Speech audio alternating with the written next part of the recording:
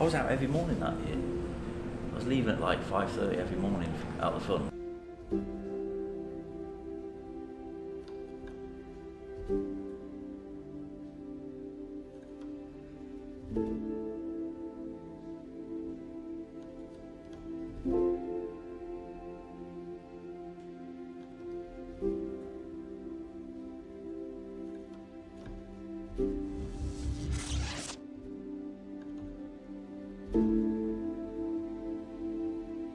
That's interesting that you raised, like just the evolution of cycling. It's happened quite rapidly in the last 10 years. What is the solution to bring cycling into a new sporting realm, where you see, for example, cricket going to 2020 or tennis using the ATP Cup and innovating an age-old game to make it more modern? What will cycling do? We have to hold on to the history of the sport. But really try and think about, how do we take it further forward? And for me, it'd be, how can we bring the, data? How can we sort of get people to see what these riders are really like on the bikes? A bit more in your face on the TV, get more interaction. I'm sure as technology gets better, we'll be able to ping data a lot quicker and whatever. So I think that would be a great way of looking at it, which I know all different organisations are actually trying to do.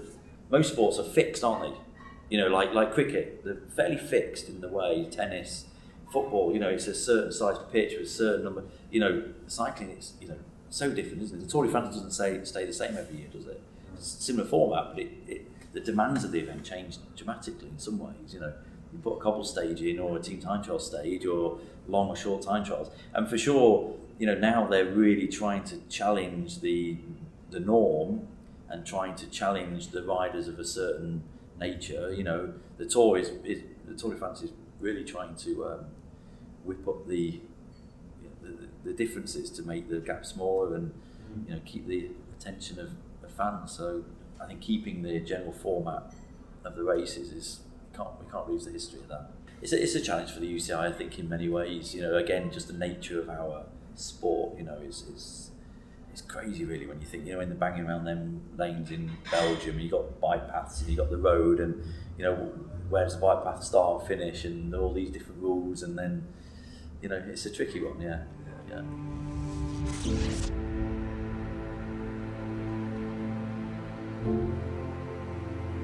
I said we'd go on lots of tangents. I'm looking at the PR officer wondering how long this is going to go. But then we haven't even mentioned the word Mikel Landa. So no. He's sitting over your shoulder. Sure. I believe. Yeah. Yes, it is. And he's sort of, we should consider him to be the star of the team? He's certainly our Grand Tour leader. I think we've got other riders who've got potential there, with Pello Bilbao as a classic example of somebody who, is sixth in the Grand Tour, and I think has big ambitions to go on.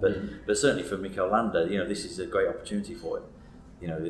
It's been written about many times. He's been in great form, and he's either had Aru or Froome or recently with Valverde and Quintana. So he's always had the internal challenge in a way, where now he's got a bit of a free run at it, and we're going to back that 100% into the Tour. And if you actually look at this year's Tour de France, it'd be the Tour where you'd think, this could really happen for him.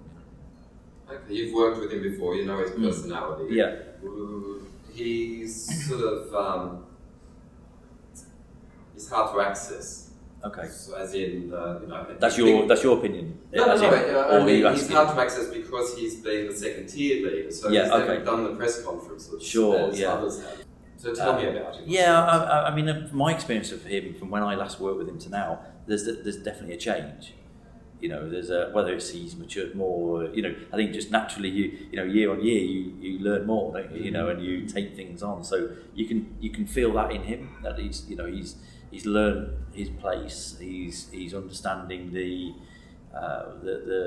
what it's going to take a lot more. He knows where his shortfalls are, he knows what he's really good at. But Mikel, I don't think will ever be. I mean, I can't talk for him, but my opinion on him is, I don't think he'll ever be in people's faces and pushing to be in the front of the media in that sense. I think he's a very grounded, certainly got his feet on the floor, young man, really, who's at the cusp of potentially, wherever he wants to go. We're supporting him. So, again, it comes down to if you can get the right condition, the right mindset, on the right equipment, with the right teammates, on the right 3 weeks of the year, you could get it right. The GC Star is a fragile character. Well, I've been real fortunate now to work with Brad, with Chris, with G, with Egan, and they're all so different. There's no model, if you like. The one model that is very evident about them is they work really hard. And I know going very, very well from a young kid, and even from a young kid, it's never changed. He's worked really, really hard.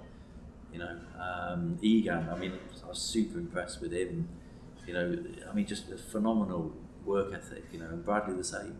When Bradley's on it, there's nobody better than him in terms of work ethic. So that's the one thing they do have. And I think Mikel's working hard now. He's certainly putting the hours in. It's like everybody, they all have little issues here and there, and you have your plan, you go off track, you come back on track. He's working some things out really well at the minute and working on them to be better. So.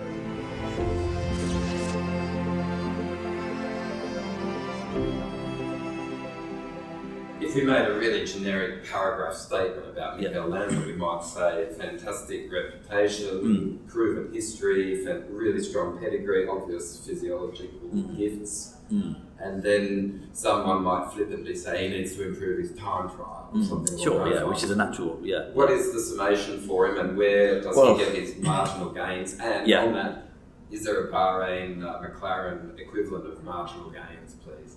Mikel, he's perhaps one of the best climbers in the world. That's evident. I think that's there. I think the challenges for Mikel are things like positioning in the peloton. But you could challenge that by, has he been the first choice in terms of protection on the road? Will that change if he's the sole focus? Will that change? I think it will. I think it can do. And he knows he has got to work at that. And it's that's that moment of, are you going to take a risk or not? And to win the Tour, you've got to take a risk. You can't just sit and float, because you'll end up on the back and then your chance of winning decrease. So there's that, and then there's obviously the time trialing, and he knows for a fact it's not his strength, it's his worst discipline really within the sport. And we're working really hard on it. I think this year's Tour, with this year's time trial, that's the best time trial for him. So. And we're putting a huge project around that.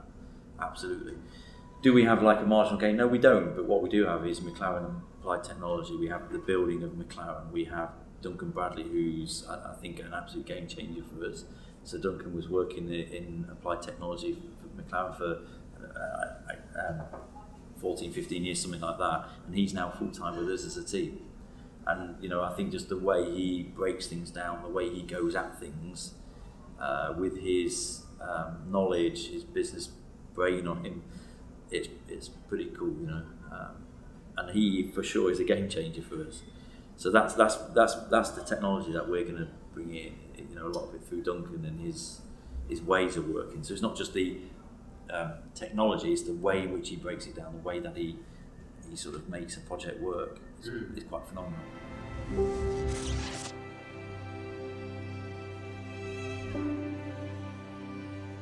We are full on the Tour de France project, and we're taking it on because there's only one Tour de France each year. Okay, it's 3 Grand Tours, and what I really want to do is everything we do, I want to reflect on what we're doing to learn.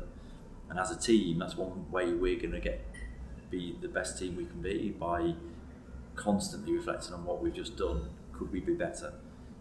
How do we get better? And it's not about pointing fingers; it's just about improvement. And that's every single member of the staff, every single bike rider.